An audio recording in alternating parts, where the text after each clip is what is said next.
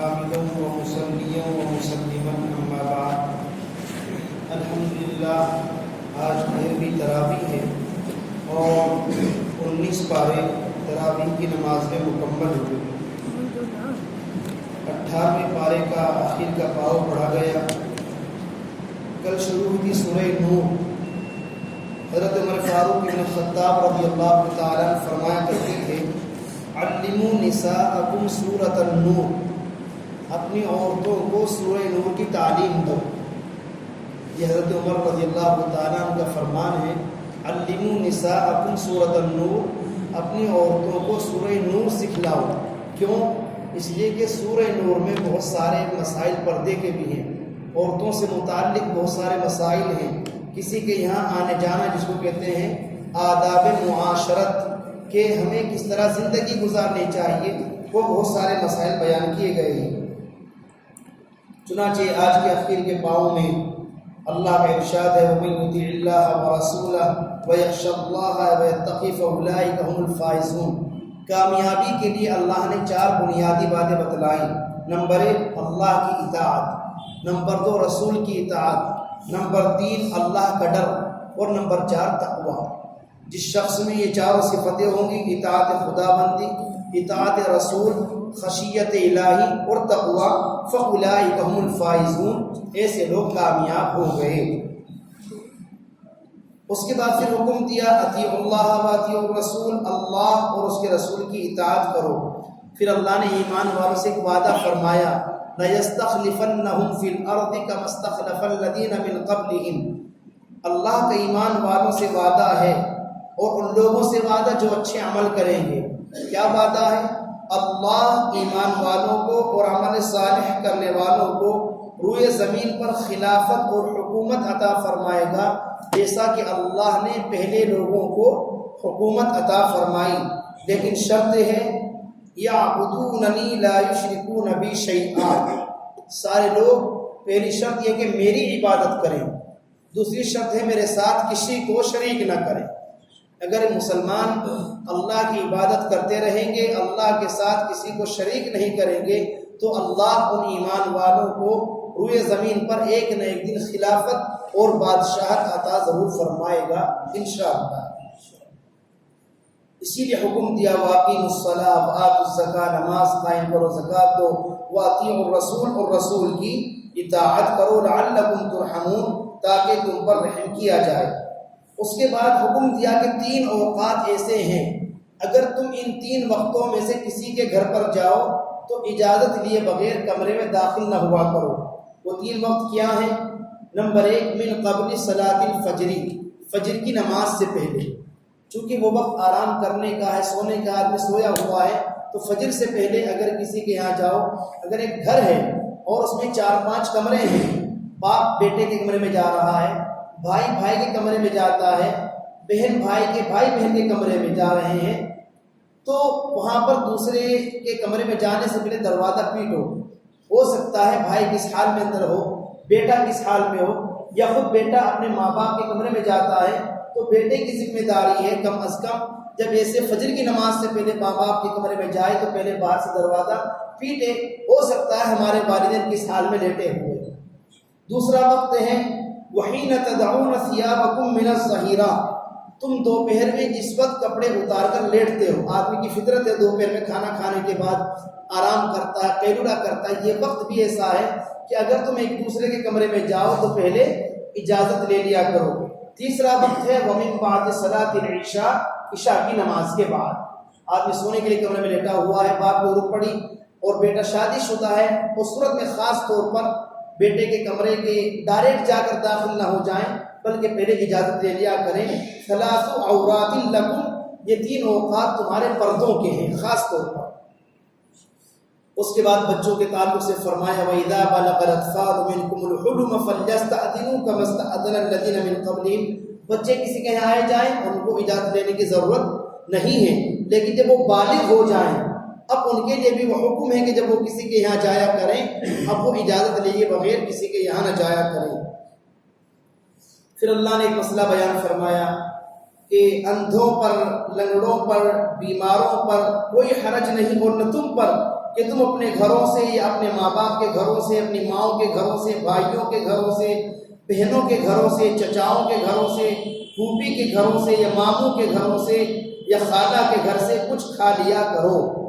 یعنی چونکہ عام طور پر ان جگہوں پر اجازت لینے کی ضرورت نہیں ہے۔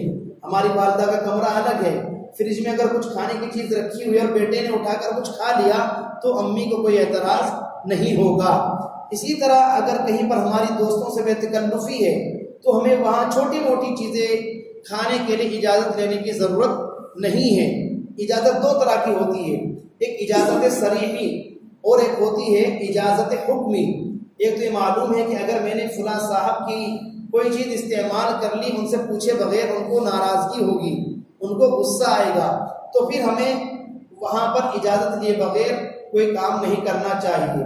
اور بیوی کو معلوم ہے کہ اگر میں نے اپنے شوہر کی جیب سے 10 روپیہ 20 روپیہ نکال کر کسی غریب کو دے دیا یا سبزی منگا لی یا اپنے اوپر خرچ کر لیا، میرے شوہر کو اعتراض نہیں ہوگا، تو پھر وہاں پر بیوی کو شوہر سے اجازت لینے کی ضرورت نہیں ہے۔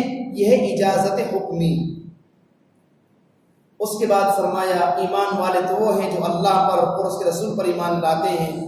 اور صحابہ کرام کو پھر ایک خاص ادب بتلایا، لا تجعلوا دعاء الرسول بینکم کدعاء بعضکم بعضا، تم رسول علیہ السلام کو اس طرح نہ پکارا کرو جیسا کہ تم میں سے بعض کو پکارتا ہے۔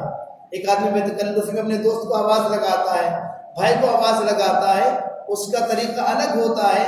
تم نبی کو اس طرح نہ پکارا کرو، بلکہ ادب کے ساتھ، احترام کے ساتھ، اور بلکہ نبی کو آواز لگایا ہی مت کرو۔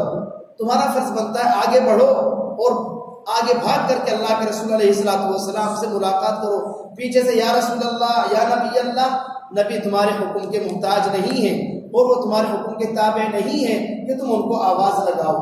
فقہائے کرام نے یہی مسئلہ علماء کرام کے تعلق سے بھی لکھا ہے کہ کوئی عالم دین جا رہا ہو، ہمیں اس کو آواز نہیں لگانی چاہیے، کیونکہ علماء نبیوں کے وارث ہیں، اور جو حکم نبیوں کے تعلق سے اللہ نے بیان فرمایا وہی حکم علماء کا بھی ہے۔ ہم بھاگ کر کے آگے جائیں اور عالم سے اپنی بات رکھیں، پیچھے سے اس کو چلا رہے ہیں، آواز لگا رہے ہیں، تو یہ طریقہ ادب کے خلاف ہے۔ اس کے بعد سورہ فرقان شروع ہوتی ہے کہ جس میں حدیث میں آتا ہے کہ جب اللہ کے رسول علیہ السلام ہجرت فرما کر مدینہ منورہ جا رہے تھے اور راستے میں مقام جحفہ اللہ کے رسول رکے تو جبرائیل امین علیہ السلام تشریف لائے، یا رسول اللہ کیا آپ کو اپنے وطن مکہ کی یاد آ رہی ہے؟ آپ نے فرمایا کیوں نہیں یاد آئے گی، جہاں پر میں پیدا ہوا ہوں اس وطن کو کیسے بھول جاؤں۔ جبرائیل امین علیہ السلام نے خوشخبری سنائی کہ عنقریب مکہ فتح ہوگا آپ کے ہاتھوں پر، آپ بالکل غمگین نہ ہو۔ اس موقع پر یہ سورہ فرقان نازل ہوئی ہے جس میں کفار کے اعتراض کا جواب دیا گیا۔ انہوں نے کہا تھا یہ نبی کیسا نبی ہے، مالی ھذا الرسول، اس رسول کو کیا ہو گیا، یاکل الطعام، یہ تو کھانا بھی کھاتا ہے، ویمشی فی الاسواق، یہ تو بازاروں میں بھی جاتا ہے۔ اگر یہ نبی ہوتا تو اس کو کھانے کی ضرورت کیا تھی، اس کو بازاروں میں جانے کی ضرورت کیا تھی؟ اللہ نے فرمایا کہ کھانا کھانا، بازار میں سامان خریدنے کے لیے جانا، یہ نبوت کے منافی اور نبوت کے خلاف نہیں ہے، کیونکہ وہ بھی انسانی ضروریات میں سے ہے۔ اس کے بعد 19واں پارہ شروع ہوتا ہے جس کے بارے میں فرمایا گیا وقال الرسول یا رب ان قوم اتخذوا هذا القرآن مہجورا۔ کل قیامت کے دن اللہ کے پیغمبر اللہ سے کہیں گے اے میرے پروردگار، میری اس قوم نے، مسلمانوں نے قرآن مجید کو چھوڑ دیا تھا۔ یہ آیت بہت زیادہ احساس کا مادہ پیدا کرنے والی ہے، خاص طور پر امت مسلمہ کے لیے کہ ہمیں قرآن مجید سے کیسا تعلق ہے، قرآن سے ہمیں کتنی محبت ہے اور ہم کتنے قرآن پڑھنے والے ہیں۔ کل قیامت کے دن اللہ کے رسول ہماری شکایت کریں گے اللہ سے، اے اللہ یہی میری وہ امت ہے جس نے قرآن کو چھوڑ دیا تھا، یہ قرآن پڑھتے نہیں تھے۔ یہ مطلب ہے قرآن تو پڑھتے تھے لیکن قرآن مجید کی تعلیمات پر عمل کرنا چھوڑ دیا تھا۔ اور آج ہمارا حال یہ ہے، ہم قرآن تو خوب پڑھتے ہیں لیکن قرآن نے جو حرام قرار دیا، جو حلال بتلایا، ہم پہلی بات تو واقف ہی نہیں کہ اللہ ہم سے کہہ کیا رہا ہے، اور اگر ہمیں کسی مولوی نے قرآن مجید کا ترجمہ کر کے تفسیر کر کے بتلا بھی دیا تو بھی ہمارے اندر عمل کرنے کا جذبہ نہیں، جس کی بنیاد پر اللہ کے رسول کل اللہ سے شکایت کریں گے۔ کافروں کو اعتراض تھا لولا نزل علیہ القرآن جملۃ واحدہ، یہ قرآن جو آہستہ آہستہ تھوڑا تھوڑا نازل ہو رہا، 23 سال میں جا کر پورا قرآن نازل ہوا، ایک دفعہ ہی کیوں نازل نہیں کر دیا گیا؟ پورا قرآن ایک دفعہ نازل کر دیا جاتا۔ اللہ نے فرمایا یہ ہمارا نظام ہے، یہ ہمارا کلام ہے، ہمارا اختیار ہے، ہم جس طرح چاہیں، جیسے چاہیں، جہاں چاہیں اس کو نازل فرمائے، کوئی اس کے اوپر شک و شبہ نہیں کر سکتا ہے۔ پھر اس کے بعد اسی صورت میں اللہ نے ایمان والوں کی کچھ خوبیاں بیان فرمائی کہ رحمان کے بندے کون ہیں۔ میں بھی اپنے آپ کو اللہ کا بندہ کہتا ہوں، آپ بھی اپنے آپ کو اللہ کا بندہ کہتے ہیں، اور حقیقت میں اللہ کے بندے ہیں، لیکن اصل میں اللہ کے بندے وہ ہیں جن کو خود اللہ کہے میرے بندے یہ ہیں۔ اصل میں بندے کون ہیں؟ اللہ خود کہے میرے بندے یہ ہیں۔ بھئی ایک شخص کے 4 بیٹے ہیں، 5 بیٹے ہیں، ہر آدمی چاہتا ہے، ہر بیٹا کہتا ہے میرے ابو ہیں، میرے ابو ہیں، ان کا بیٹا ہوں، ان کا بیٹا ہوں، لیکن ابا خود کہ میرا بیٹا تو یہ ہے، کیا مطلب؟ میرا فرما بردار یہی ہے، میرا کہنا یہی مانتا ہے، میں تو اسی کو بیٹا مانتا ہوں، تو سب نالائق ہیں۔ اللہ خود فرما رہا ہے میرے بندے کون ہیں؟ کون ہیں؟ یمشون علی الارض ہونا، جب زمین پر چلتے ہیں بڑی انکساری کے ساتھ چلتے ہیں، سینہ تان کر نہیں، گھمنڈ اور تکبر کے ساتھ نہیں، وہ تو یہ احساس پیدا کر کے چلتے ہیں ہماری اوقات ہی کیا ہے، ہم تو گناہ گار انسان ہیں، ہماری پیدائش مٹی سے ناپاک قطرے سے ہوئی ہے، ہمارا کام چل کر کود کر چلنے کا نہیں ہے۔ دوسری خوبی رحمان کے بندوں کی یہ ہے وَإِذَا خَاطَبَهُمُ الْجَاهِلُونَ قَالُوا سَلَامًا، اگر کوئی بدتمیز ان کے منہ لگتا ہے السلام علیکم، وہ گالی کا جواب گالی سے نہیں، بدتمیزی کا جواب بدتمیزی سے نہیں، جو بکنا بکو السلام علیکم، تم اپنے گھر بکتے رہو، جو بکنا ہے، ہم تمہاری باتوں کا جواب نہیں دے سکتے۔ یہ رحمان کے بندوں کی پہچان۔ تیسری وَالَّذِينَ يَبِيتُونَ لِرَبِّهِمْ سُجَّدًا وَقِيَامًا، وہ جب رات گزارتے ہیں کبھی سجدے میں ہیں کبھی کھڑے ہوئے ہیں، وہ سکون سے سوتے نہیں ہیں، وہ تو بس اللہ اللہ، سجدوں میں، قیام میں، ہر وقت اللہ کی رٹ لگائے ہوئے ہیں۔ چوتھی وہ کہتے ہیں ربنا اصرف عنا عذاب جہنم، اے ہمارے پروردگار ہمیں جہنم سے بچا لے، ان عذابها کان غراما، اس کا عذاب تو بڑا خطرناک ہے، انہا ساءت مستقر و مقاما، وہ تو بہت برا ٹھکانہ ہے، اس سے ہمیں بچا لیجئے۔ پانچویں اللہ کے بندے وہ ہیں اذا انفقوا لم يسرفوا ولم يقتروا، جب وہ خرچ کرتے ہیں حد سے زیادہ فضول خرچی نہیں کرتے، جتنی ضرورت ہے اتنا ہی خرچ کرتے ہیں۔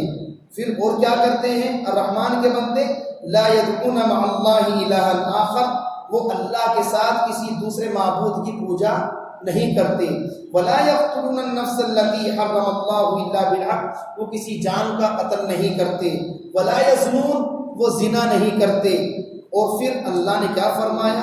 یضاعف له العذاب یوم القیامہ ویخلد فیہ مہانا، ومن یفعل ذلک، اگر کوئی اس کام کو کرے گا تو وہ گناہ گار ہوگا اور اس کو دگنا عذاب دیا جائے گا قیامت کے دن۔ الا من تاب وآمن وعمل عملا صالحا، جو توبہ کر لے، اچھے کام کرے تو اللہ ان کی برائیوں کو اچھائیوں سے بدل دے گا، اور جو توبہ کر لیتا ہے، اچھا عمل کر لیتا ہے فإنه يتوب إلى الله متابا۔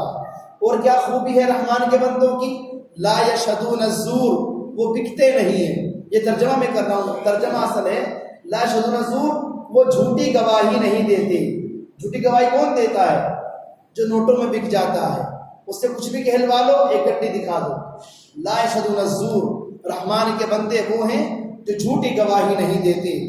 وَإِذَا مَرُّوا بِاللَّغْوِ مَرُّوا كِرَامًا، اور جب کہیں پر کوئی جو بری حرکت ہوتا ہوا دیکھتے ہیں، کوئی غلط کام ہوتا ہوا دیکھتے ہیں، عزت کے ساتھ وہاں سے گزر جاتے ہیں۔ رحمان کے بندے کون ہیں؟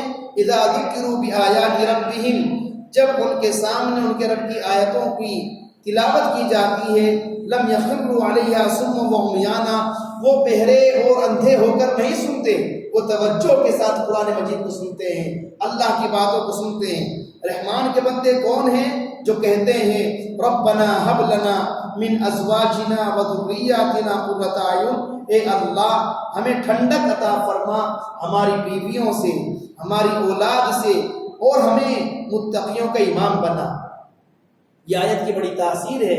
اپنی اولاد کے لیے، اپنی بیوی بچوں کے لیے اس دعا کو ضرور مانگنا چاہیے، اور خاص طور پر اللہ نہ کرے کسی کا بچہ، کسی کی بیوی نافرمان ہو، اس دعا کے پڑھنے کا معمول بنانا چاہیے۔ ربنا هب لنا من ازواجنا وذرياتنا قرة اعین واجعلنا للمتقین اماما۔ جن میں یہ خوبیاں پیدا ہو گئی، کیا ملے گا ان کو؟ یجزون الغرفۃ بما صبروا، جنت کے بالا خانوں میں ان کو جنت کے جو شاندار فلیٹ ہوں گے وہاں پر ان کو رہائش دی جائے گی۔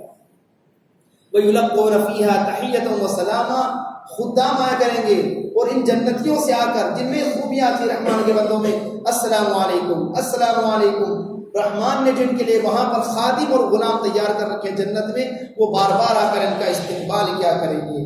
وہ کہاں پر رہیں گے؟ حسنت مستقرا و مقاما، ایک طرف تو جہنم تھی، ساعت مستقرا و مقاما، پورا ٹھکانہ۔ اس کے برخلاف رحمان کے بندے حسنت مستقرا و مقاما، وہ شاندار ٹھکانے پر ہوں گے، وہ شاندار جگہوں پر ہوں گے۔ اس کے بعد سورہ شعراء شروع ہوتی ہے، جس میں اللہ نے بہت سے نبیوں کا تذکرہ فرمایا، حضرت موسیٰ علیہ السلام کا واقعہ، اور حضرت نوح علیہ السلام کے قوم کا واقعہ، حضرت ابراہیم علیہ السلام کا واقعہ کہ انہوں نے دعائیں کی تھی اور دلیل پیش کی تھی، میرا رب کون ہے؟ فرمایا میرا رب وہ ہے خلقنی فہو یہدین، جس نے مجھے پیدا کیا، مجھے ہدایت دی۔ باپ بت بنا رہا ہے آزر، اور بیٹے ابراہیم علیہ السلام نبوت سے سرفراز کیے جا رہے ہیں۔ میرا رب کون ہے؟ یطعمنی ویسقین، جو مجھے کھلاتا ہے، مجھے پلاتا ہے۔ میرا رب کون ہے؟ اذا مرضت فہو یشفین، میں بیمار ہو جاتا ہوں وہ مجھے شفا دیتا ہے۔ میرا رب کون ہے؟ یمیتنی ثم یحیین، جو مجھے مارتا ہے پھر مجھے زندہ بھی کرے گا۔ میرا رب کون ہے؟ یغفر لی خطیئتی یوم الدین، جو قیامت کے دن میرے گناہوں کو مٹا دے گا اور مجھے معاف فرما دے گا۔ پھر دعا کی رب هب لی حکما والحقنی بالصالحین، اے اللہ مجھے حکمت عطا فرما، اے اللہ مجھے نیک لوگوں میں شامل فرما، اے اللہ واجعل لی لسان صدق فی الآخرین، مجھے سچے لوگوں کی زبان عطا فرما، اے اللہ واجعل لی من ورثۃ جنت النعیم، مجھے جنت کی نعمتیں عطا فرما، اے اللہ اغفر لی ابی انہ کان من الضالین، میرے باپ کو بخش دے وہ گمراہ ہے۔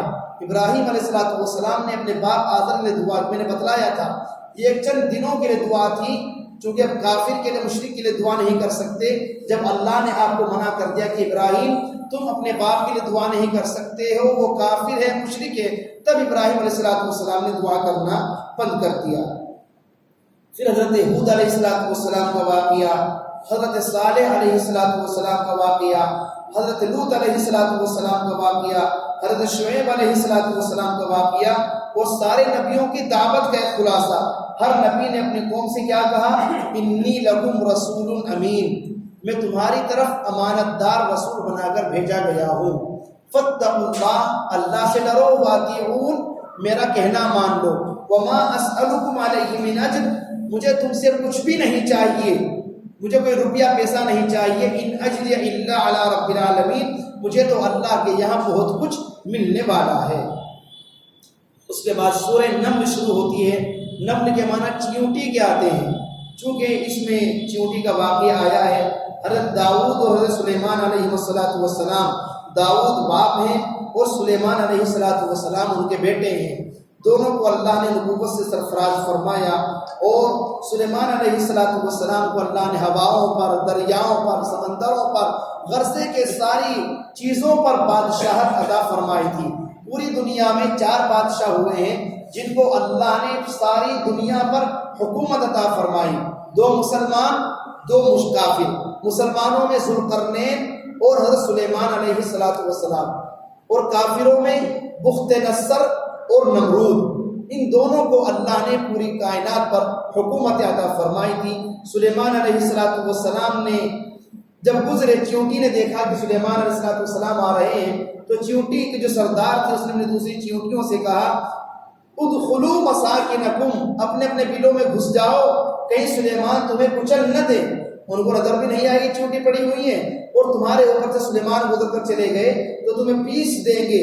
سلیمان علیہ السلام نے جب اس کی بات کو سنا، چیونٹی کی کہ وہ نصیحت کر رہی ہے، فتبسم ضاحکا من قولها، حضرت سلیمان بھی اس کی بات کو سن کر ہنس پڑے، مسکرا گئے، بتاؤ چیونٹی بھی مجھے دیکھ کر کے ڈر رہی ہے، اور فوراً اللہ کا شکر ادا کیا، رب اوزعنی ان اشکر نعمتک التی انعمت علی وعلی والدی، اے اللہ میں آپ کا شکر ادا کرتا ہوں اس نعمت پر جو آپ نے مجھ پر فرمائی، میرے والدین پر فرمائی۔ پتہ یہ چلا جب انسان کو اللہ کوئی نعمت سے نوازے، اسی کے ساتھ ساتھ جہاں اپنے اوپر اس نعمت کا شکریہ ادا کرے تو اپنے ماں باپ کو بھی ضرور یاد کرنا چاہیے۔ مثال کے طور پر آج اللہ کا فضل ہے، میں حافظ ہوں، عالم ہوں، میں کہوں یہ اللہ تیرا فضل ہے کہ تو نے مجھے عالم بنایا اور میرے والدین کو تو نے توفیق بخشی۔ میرے ماں باپ چاہتے تو کہیں مجھے پینچر کی دکان پر بھی لگا سکتے تھے، کہیں مجھے میکینک بھی بنا سکتے تھے، لیکن انہوں نے ان تمام چیزوں سے نکال کر مجھے مدرسے میں بٹھایا، حافظ قرآن بنایا، عالم بنایا۔ اے اللہ یہ تیرا انعام ہے، اور اے اللہ یہ تیرا احسان ہے مجھ پر بھی اور میرے ماں باپ پر بھی۔ پھر حضرت سلیمان علیہ السلام کو چونکہ جانوروں پر بھی حکومت تھی، حاضری لینے لگے جانوروں کی، کون کون حاضر ہے، کون کون غائب ہے۔ وَتَفَقَّدَ الطَّيْرَ فَقَالَ مَا لِيَ لَا أَرَى الْهُدْهُدْ، جب حاضری لینا شروع کی تو ہدہد جو پرندہ تھا اس کو غائب پایا۔ سلیمان علیہ السلام کو غصہ آ گیا، کہا لَأُعَذِّبَنَّهُ عَذَابًا شَدِيدًا، آج اس کی سخت پٹائی ہوگی جو یہاں سے غائب ہوا ہے۔ کچھ دیر کے بعد ہدہد پرندہ حاضر ہوا اور آ کر کے عرض کیا، حضرت میں کہیں غائب نہیں ہوا تھا، میں آپ کے پاس ایک خبر لے کر کے آیا ہوں۔ ایک عورت ہے جو بڑی بادشاہ ہے، بہت بڑا تخت ہے، میں نے اس کو اس کی قوم کو دیکھا، یسجدون للشمس من دون اللہ، جو اللہ کو چھوڑ کر شیطان سورج کی پوجا کر رہے ہیں، سورج کو سجدہ کرتے۔ وہ کون ہے؟ بلقیس، جو قوم سبا کی بادشاہ ہے، بلقیس نامی خاتون ہے۔ حضرت سلیمان علیہ السلام نے اس کے نام خط لکھا۔ خط کی آغاز یہاں سے ہوا، بسم اللہ الرحمن الرحیم، اللہ تعالی علیہ واتونی مسلمین، کہ تم سب کے سب اپنی حرکتوں سے باز آ جاؤ اور مسلمان ہو جاؤ۔ جب بلقیس نے خط پڑھا، اپنے قوم کی رعایا سے پوچھا کہ مجھے بتلاؤ کیا کرنا چاہیے۔ قوم نے جواب دیا کہ اولو قوت و اولو باس شدید، ہم بڑی طاقت والے ہیں، بہت زور والے ہیں، ہمیں کسی سے دبنے کی ضرورت نہیں ہے۔ لیکن بلقیس نے آزمائش کے لیے کچھ ہدیہ بھیجا حضرت سلیمان کی خدمت میں کہ دیکھیں وہ میرا ہدیہ قبول کرتے ہیں یا نہیں کرتے۔ اگر ہدیہ قبول کر لیا اس کے مطلب وہ بادشاہ نبی نہیں ہے، ان کو مال سے محبت ہوگی۔ جیسے ہی حضرت سلیمان علیہ السلام کے پاس ہدیہ پہنچا، آپ نے فرمایا فما آتانی اللہ خیر مما آتاکم، میرے اللہ نے مجھے جو کچھ دے رکھا ہے تمہارے سارے مال سے بہتر ہے۔ بل انتم بہدیتکم تفرحون، تمہارا ہدیہ تمہیں ہی مبارک ہو، ارجع الیہم، اس کو یہاں سے لے جاؤ۔ اس کے بعد حضرت سلیمان نے اپنے جن سے کہا، جنوں پر بھی حکومت تھی، قال عفریت من الجن، جس کا نام آصف تھا، اس جن کا، اس نے کہا انا آتیک بہ قبل ان تقوم من مقامک، میں بلقیس کا تخت پلک جھپکنے سے پہلے لا کر سلیمان علیہ السلام آپ کی خدمت میں پیش کر دوں گا۔ بہرحال وہ سارا معاملہ ہوا، تخت آ گیا، بلقیس بھی آئی۔ آخر کار بلقیس کو کہنا پڑا، رب انی ظلمت نفسی، اے میرے رب آج تک میں نے اپنے نفس پر ظلم کیا، تجھے چھوڑ کر سورج کی پوجا کی۔ واسلمت مع سلیمان للہ رب العالمین، اب میں سلیمان علیہ السلام کی جماعت میں داخل ہوتی ہوں اور میں تجھ پر ایمان لاتی ہوں اور میں مسلمان ہوتی ہوں صلی اللہ کے لیے جو سارے جہاں کا رب ہے۔ بعض مؤرخین نے لکھا ہے کہ پھر بعد میں بلقیس نے سلیمان علیہ السلام سے شادی بھی کی تھی۔